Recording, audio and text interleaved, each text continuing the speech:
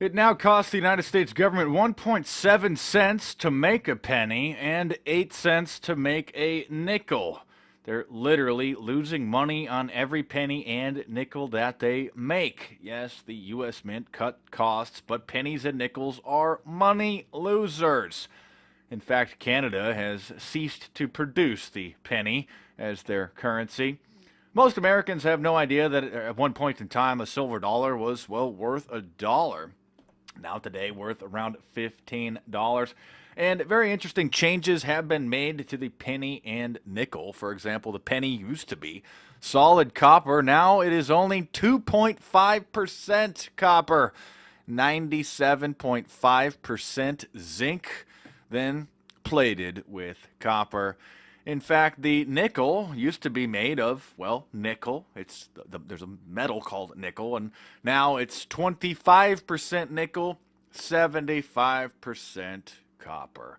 If you're new to my work, check out the playlist on youtube.com/markdice, where I have fun with a gold coin and silver dollars, where I've tried to sell silver dollars for 99 cents outside of a coin dealer, and tried to sell a 1 ounce gold coin worth well over $1,000 to people for $50, $20, etc., etc. Offer to give it away to them for free if they could guess the approximate value of it.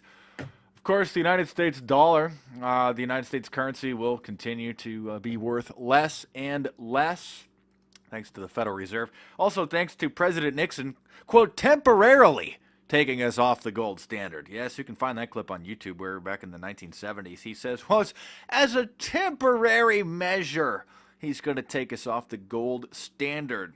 Many people may not even know what the gold standard means. At one point in time, you could trade a $100 bill for $100 in gold. The paper currency was basically a receipt for the value of gold.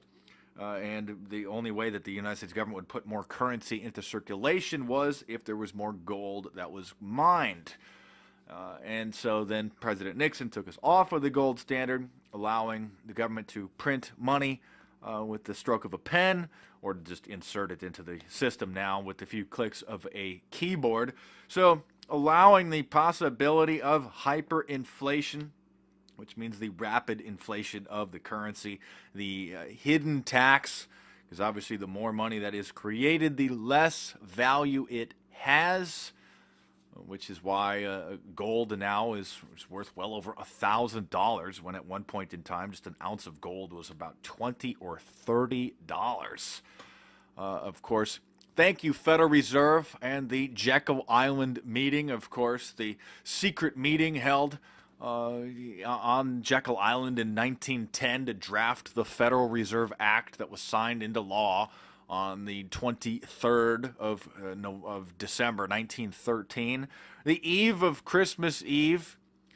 Yes, just slipped it into the law there while nobody was around. Even Ron Paul, one of the only few Congress people, politicians who will dare to admit the real history of the Federal Reserve, wrote in his book End the Fed that, quote, a secret meeting was convened on the coastal Georgia resort called the Jekyll Island Club, co-owned by J.P. Morgan himself.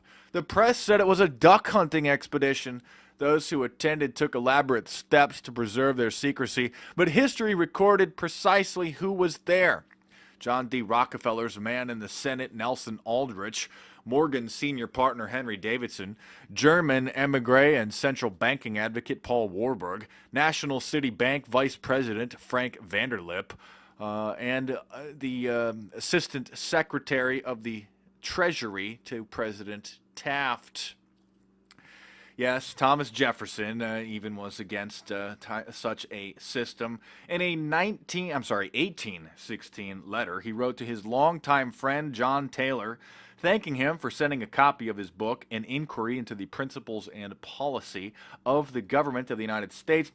Jefferson concluded his letter saying, quote, and I sincerely believe with you that banking establishments are more dangerous than standing armies, and the principle of spending money to be paid by posterity, which means future generations, under the name of funding is but swindling the futurity meaning the future, on a large scale, end quote.